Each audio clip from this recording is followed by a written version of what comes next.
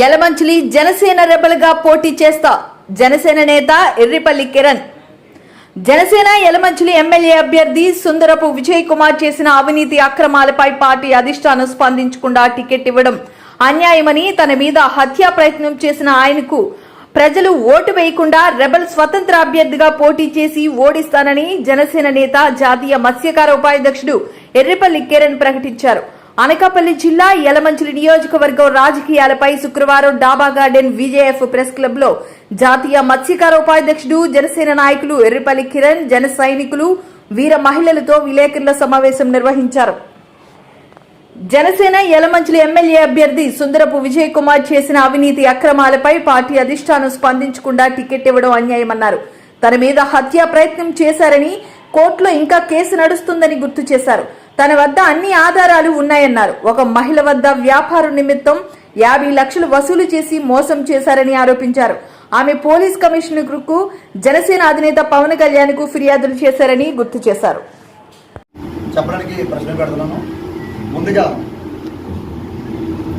సుందర విజయ్ కుమార్ అనే వ్యక్తి 2022లో నాపై దాడి చేస్తే 2022లో నాపై దాడి చేస్తే అది కేసు అయి ఇప్పుడు జిల్లా కోర్టులో ఫైల్ అయి ఇప్పుడు వేలుమాకు వచ్చి నడుస్తున్నారు. 10 మంది నన్ను హత్యా ప్రయత్నం దాడి చేశారు. అలాగే ఇదే విషయం మన అధ్యక్షులు వారు జనసేన పార్టీ పవన్ కళ్యాణ్ గారు నన్ను పిలిపియడం, నా ఫ్యామిలీని పిల్లలతో హైదరాబాద్ పార్టీ ఆఫీసులో నన్ను పిలిపించి మాట్లాడిన తర్వాత ఇక్కడ జిల్లా నాయకుల్ని మొత్తం ఉత్తరాంధ్ర శివశంకర్ గారు, బొల్ల సత్యనారాయణ గారిని పిలిపించి చెప్పి నాకు నచ్చ చెప్పి అక్కడ మరి విజయ్ కుమార్కి వార్నింగ్ ఇచ్చి, మరి మీరు ఇంతకుముందు ఎలా ఉన్నారో నన్ను మా ఫ్యామిలీని పార్టీలో పనిచేసుకుని చెప్పిగా ఆ తర్వాత ఇది ఉంటుండగా ఇతను చేసిన అక్రమాల గురించి చెప్తారు, వినండి ఒకసారి. 2014లో పంచకల్ రమేష్ బాబు గారని అప్పుడు టీడీపీ పరిపాలనలో ఇతను ఇన్ఛార్జ్గా పనిచేశారు. ఇన్ఛార్జ్గా పనిచేస్తే ఎక్కడ ఎన్నిక వస్తుందని చివరి క్షణంలో ఆ పార్టీ టీడీపీ ఏ పార్టీ ఉందో తులసిరావు గారు, లాలం భాస్కర్ గారి సమక్షంలో ఈయన ఎటువంటి అర్హత లేదని చెప్తే వాళ్ళు లోపకారంగా ఈయన దగ్గర వద్దని చెప్తే అప్పుడు పంచకల్ రమేష్ బాబుని కేటాయించారండి. కేటాయించిన తర్వాత ఈయన పార్టీని బ్లాక్ మెయిల్ చేశాడు. ఆ విషయం యలమంచిలో నియోజకవర్గం ఉన్న ప్రజలకి ఇది రాష్ట్ర వ్యాప్తంగా తెలిసిన విషయం. మరి బ్లాక్ మెయిల్ చేస్తే ఇండిపెండెంట్గా వేస్తానని రమేష్ బాబు గారు భారీ మొత్తంలో 3 కోట్లు 4 కోట్లు అని చెప్పేసి ఒకరు, ఈ విషయం మీకు తెలిసిన విషయమే. అలాగే అది అలా ఉంటుండగా ఇక్కడ జనసేన పార్టీలో చేరారు. జనసేన పార్టీలో చేరగా 2019లో 3 నెలల ముందు పార్టీలోకి వచ్చారు. దానికంటే మేము ప్రజారాజ్యం నుంచి ప్రజారాజ్యం పార్టీ నుంచి ఉండి మేము పనిచేస్తే మేము చెల్లె మంచి కూడా కోరుకుంటే 2019లో 3 నెలల ముందు వస్తే జనపాట 3 నెలలు చేసి నామినేట్ చేశారు. కళ్యాణ్ గారు నమ్మి మా మీద నమ్మకంతో మంచి వ్యక్తితో నమ్మితే అప్పుడు వైసీపీ యువి రమణముద్ర అలియాస్ కన్నబాబు అనే వ్యక్తి దగ్గర మరి భారీగా మొత్తంలో డబ్బు మొత్తుందని చెప్పేసి ఆ ఎలక్షన్ 5 రోజుల ముందే ఇతను స్విచ్ ఆఫ్ తీసుకొని జనసైనికులకి కార్యకర్తలు పట్టించుకోకుండా ఆయన లోపకారంగా ఒప్పందంతో ఈ అవినీతి కూడా ప్రజలందరికీ తెలిసిన విషయమే.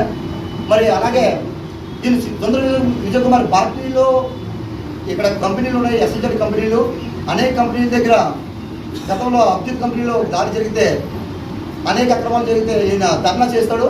ధర్నా అనేది నిజంగా ఆయన ఒక పార్టీకి సేవ చేయాలని, ఒక పార్టీకి మైలేజ్ కావాలని, ప్రజలకు తెలిసేదని చేయరండి. ఆయన సొంత లాభం గురించి, ఆయన ఒక బిజినెస్ గురించి అక్రమాలకు పాల్పడడానికి ధర్నా చేస్తారు. కానీ పార్టీకి ఏ రోజు కూడా ఉపయోగపడలేదు. ఇది జనసైనికులకు మాకు అందరికీ మాకు ఆధారాలు మా దగ్గర ఉన్నాయి. ఇది ఇలాగే పార్టీ విషయం పక్కన పడితే ఒక వైజాగ్లో మహిళ దగ్గర 50 లక్షల రూపాయలు ఇక్కడ నేను ఇన్వెస్ట్మెంట్ పెట్టని చెప్పి ఆమె దగ్గర తీసుకొని బ్లాక్ మెయిల్ చేస్తే మరి ఆవిడ దగ్గర కూడా తీసుకొని మోసం చేశారండి. మోసం చేస్తే ఇదిగండి ఈ పత్రికా విలేకరు చెప్తున్నాను, ఈ లెక్క కూడా మా దగ్గర ఉన్నాయండి. ఒక అబ్బాయికి 5 లక్షల రూపాయలు, అంటే ఒక సామాన్యుడు కూడా దగ్గర కూడా 5 లక్షలు నువ్వు మరి కంపెనీలో ఒక పెడితే అక్కడ కూడా మోసం చేసావు. ఆయన అనేక రకాల 3 సంవత్సరాల నుంచి తిరిగితే 3 సంవత్సరాలు తిరిగినా సరే నువ్వు ఎటువంటి రూపాయి ఇవ్వకుండా ఓ లక్ష రోజుల్లో నీ ఉన్న ఆరోగ్యంతో భయపించి అలాగే ఇంకా ఆ మ్యాటర్ అలా ఉంటుంది. మరి దొంగ రోడ్ల వ్యాపారానికి నువ్వు వెనకాల నుంచి ఆడిచ్చావు. ఆడిస్తే అతను కూడా జైల్లో ఉన్నాడు. లైన్ గుర్తుల్లో ఒక వ్యక్తి దగ్గర జైల్లో ఉంటున్న బెయిల్ మీద వచ్చి ఆ కేసు అలా నడుస్తుంది. నువ్వు నీ అధికారం ఆధిపత్యం చూసి నువ్వు వెనకాల తెప్పించుకొని నువ్వు ఇలా నడిపించావు. ఇంకో విషయం ఏంటి, మరి కళ్యాణ్ గారికి మన ఒక 20 days ముందు ఇక్కడ వంశీకృష్ణ గారిని సుందర విజయ్ కుమార్ గారిని ఇంకా ఎవరంటే మూడో వ్యక్తి వీళ్ళు ముగ్గురిని పిలిపించారండి. ముగ్గురు పిలిపిస్తే మరి పేపర్స్ ఏవో మరి పార్టీ సంబంధం పనిచేసుకొని టికెట్ ఖరారు చేశారు. పూర్తిగా ఖరారు చేసిన తర్వాత కూడా మరి నీ మీద ఐవీఆర్ఎస్ కాల్ ఎందుకు పెట్టారండి? ఐవీఆర్ఎస్ కాల్ పెట్టారంటే నీలో ఏదో లోపం ఉందండి కదా. ఐవీఆర్ఎస్ కాల్లో మన బాధకరం అంటే విజయ్ కుమార్కి ఒకటి నొప్పని 100కి అయితే 2 నొప్పమని చెప్తే 100కి భారీ మొత్తంలో 70% వెళ్తే ఇక్కడ కళ్యాణ్ గారు మరి ఇన్ని ఆధారాలు కూడా మళ్ళీ నీకు టికెట్ కేటాయించడం జన సైనికులు ఇటు టీడీపీ వర్గాలు అవ్వచ్చు, ఇటు ప్రజలంతా కూడా విపరీతమైన బాధపడుతున్నారు. నువ్వు ఇన్ని సర్వేలు చేసినా సరే నేను ఒకటే చెప్తున్నానండి, జన సైనికులు ఎవరికి ఇష్టం లేని వ్యక్తి విజయ్ కుమార్ అనే వ్యక్తి ఖచ్చితంగా ఏదైనా భారీగా ఓడిపోతారండి. మరి ఇలాంటి ఓడిపోయిన వ్యక్తిని తీసుకొచ్చి మరి ఇలా చేయడం అనేది బాధాకర విషయం. అదే చెప్తున్నానండి. గ్రామంలో అనేక గ్రామాలు అండి, మొత్తం 7 గ్రామాలు అండి. మరి 50,000 ఒక ఓట్లున్న గ్రామంలో మరి నా మత్స్యకారులు నన్ను అత్యాపరిని దాడి చేసావు. మరి మత్స్యకారులు మరి కిందపరిచి కొట్టావు, అత్యాపరిని చేసావు. మరి మత్స్యకారుల ఓట్లు నీకు కావాలా? అంటే మా మత్స్యకారులు కొట్టచ్చు, మత్స్యకారుల ఓట్లు కావాలా? ఈ సందర్భంగా ఏం చెప్తున్నానంటే ఈ డిమాండ్ ఏంటంటే, నేను ఖచ్చితంగా ఇలాంటి వ్యక్తిగా అక్రమ అన్యాయం చేసిన వ్యక్తికి టికెట్ ఇవ్వడం వల్ల నేను స్వతంత్ర అభ్యర్థిగా పోటీ చేస్తానండి. యలమంచి నియోజకవర్గం నుంచి మీ సభాపరుగా పత్రికా విలేకరులకు చెప్తున్నాను. ఈ ప్రెస్ మీట్ అయిన పరీక్షమే మ్యాక్సిమం సోమవారం మ్యాక్సిమం వేయచ్చు.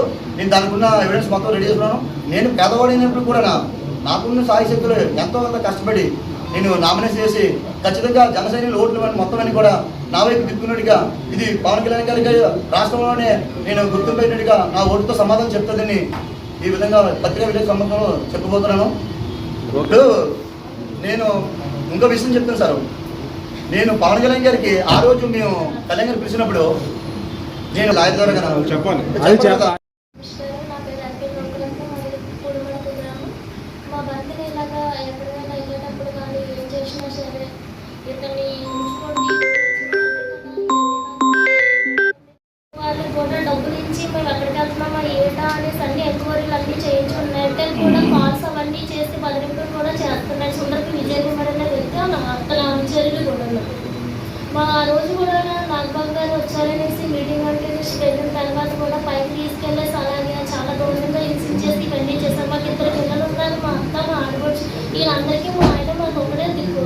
అలాంటి మా ఆయన లేకుండా చేసేసి ఇవన్నీ చిత్రహింసలు పెట్టి పోవడానికి అన్యాయం చేసి ఇదొకటే కాదు. అక్కడ అంటే బయటకు వచ్చాం, మాకంటే బయటకు రాలేదు పెద్ద బోర్డు 2 ఉన్నారు. సుందరపు విజయ్ కుమార్ చేతిలో నలిగిపోయిన వాళ్ళు. నా పేరు అర్జున్ లోకండి. సరదాగా వచ్చాడు. సరదాగా వస్తే నాగబాబు వెళ్ళిపోయింది అక్కడ మీటింగ్ చెప్పి నటులు ఎనికించారని అనిపించుకొని ఆ ఇసుక చెప్పకుండా 4వ వరకు రమ్మని ఒక 20 మందిని దాచిపెట్టి ఆ కెమెరీలు ఉన్నాయని తలక నా కొడుకును కాలుతో చేతితో కుమ్మే చచ్చిపోయాడని పోయాడు. వెళ్ళిపోనగా ఏటికి కొడుకు ఎక్క రాలేదని అల్లాడమైపోయి వందారం అయిపోవాడికి ఆ కెమెరీలలో ఒక బాబు ప్యాన్ వచ్చి హాస్పిటల్ తీసుకెళ్ళి అప్పుడు ఏమనగానే ఇంటికి ఫోన్ నంబర్ చిన్న మాట హాస్పిటల్లో నా కొడుకుకి ఆ నంబర్కి నా వాళ్ళకి చల్లగా ఫోన్ చేస్తే అప్పుడు అలా పోలే మేకుండా వచ్చాము. ఆ కెమెరీ లేనిపోయిన కొడుకు చచ్చిపోయాడని ఈ 20 మందితో వచ్చి అయితే కుమ్మే చనిపోయాడు. ఆ పదరాజు కాడ నుంచి పవన్ కళ్యాణ్ అంతా పిచ్చి ప్రతి సినిమాకి ప్రతి కాడికి వెళ్ళిపోయి హైదరాబాద్లో 100 సార్లు తిరిగాడు. వెళ్ళిపోయి ఆ పార్టీ వాళ్ళు డబ్బు ఖర్చు పెట్టిపోయి నష్టపర్యాదులే అనుభవిస్తున్నాం. ఆ పార్టీ వాళ్ళు మాకు తిన్నందుకు కూడినాకంటే అయిపోయింది. రాజారాజు ఉన్నప్పటి నుంచి డబ్బు చెల్లుకుంటా మళ్ళీ సుందర విజయ్ కుమార్ పోటీ చేసినప్పుడు ఎమ్మెల్యే ఎక్కడ వేసినప్పుడు పోయిన అవసరానికి నా కొడుకు గారు దొబ్బల్లో ఖర్చుబడి కిరణని చెప్పేసేసి ఖర్చుబట్టించుకో ఒక రూపాయి ఇవ్వలేదు మాకు. ఆ రోజు నష్టమైపోయామ్మా. ఆ పవన్ కళ్యాణ్ కూడా కేసు తీయమని లేదు. ఈ రోజు ఎక్కడ అలాగే పవన్ కళ్యాణ్ చంద్రబాబు నాయుడు ప్రతి ఒక్కరు కూడా పని చేశాడు. ఆడికెళ్తే అక్కడ ఈడు మొత్తం కూడిమాడ గాలి మొత్తం ఈ రోజు అక్కడ పట్టుకోయి మళ్ళీ మా ముందా పరుగులు అవుతున్నాడు. పవన్ కళ్యాణ్కి మరి జ్ఞానం ఉందో లేదో నా కొడుకుని చెప్పించిన వ్యక్తి ఎక్కడ అయినందుకు అతను కాడ కూడా వెళ్ళి ఆ ఆఫీస్లో 8 రోజులు కూడి తిని హోటల్ కూడలు రెప్పించి రూమ్ ఇచ్చి ఎట్టుకోడు. ఈ రోజు ఇక్కడ ఎందుకు ఇచ్చాడు? మా మొడిసల్లో పీకుతుంది జనం కూడా అంటున్నారు. మూడిమాడకి అలమంచి ఎన్ని వరకులో నష్టపరం మండలంలో మరి ఎలా కొంతమంది చేసేసి ఒక నాకు వెళ్ళి వ్యాపారం చేసి 100 రోజులు ఒక నాయకులు అన్నారు, బాబు మీ కొడుకు వెలిసిపోయి వాళ్ళు కష్టపడి చేశాడు కదా, అలాంటి వ్యక్తిని సుందర విజయకుమారి ఒక ఎమ్మెల్యేలు ఉంటారు, వాళ్ళకి బోల్డ్ ఏమన్నా పొట్టాలు ఉంటుంది. ఈ పని చేయడము అది చాలా తప్పు. ఆడు చేశాడే తప్పన్న 10 మందిలో పెద్ద వ్యక్తి అయిన వాళ్ళు పిలిపించి అడగాల. అడగకంట ఆడు ప్రాణం తీసిందని చూశాడు. ఆడంతా రేవుడి పోయాడు, దొంగ ఆడికి తిక్కడ ఇయ్యడు కాదు. పవన్ కళ్యాణ్ తీసుకొచ్చేసి అంటున్నాను. ప్రతి ఊర్లో వ్యాపారం చేసినాడు బాబు, మరొక వెళ్తాను, చేపల వ్యాపారం ఏ వ్యాపారం అని చెప్తాను. నాయకులు అన్నాను, ఈ పిల్లలు చేసిందల్లా ప్రతి నాయకుడికి తెచ్చిన మా చుట్టుపక్కల గ్రామానికి కిరణాన్ని ఎర్పిల్లి కిరణాన్ని వాళ్ళు కష్టపడి వాళ్ళు డబ్బు ఖర్చు పెట్టుకున్నాడు.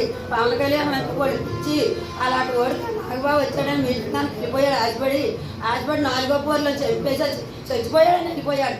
మా అమ్మోరు ఏదో రెచ్చిచ్చి నా మనవలు అదిష్టమైంది బతికాడు. ఈ రోజు నా కొడుకు ఎప్పటికన్నా వెళ్ళి సర్వనాశం చెప్తుంది. నా అమ్మోరు ఎగరేసుకొని నడుపుతున్నాడు. కానీ వాడవాళ్ళు అమ్మవారంటే దేశానికి పేరెళ్తుంది. ఈ రోజు ఆడు అడుగేసిన అడుగు ముందుడు బురదలోనే పడుతుంది. మా అన్నం అనక ఈ రోజు మమ్మల్ని తిన్నాను చేసి ఆ పవన్ కళ్యాణ్ ఎందుకు ఇచ్చాడో బాబా మా మనిషి పీకుతుంది. నా కొడుకు చేసి కష్టపడి తిరిగి ఎత్తు వల్ల నెలకు పోసి నీరు చేస్తాడు పవన్ కళ్యాణ్. అలాంటి ప్రతికి అలా ఇక్కడ ఇచ్చాడు. మా అమ్మకి అంత బాధ ఉంది, మా కనం వల్ల పోయింది, మా కొడుకు తీసుకుపోయాడు.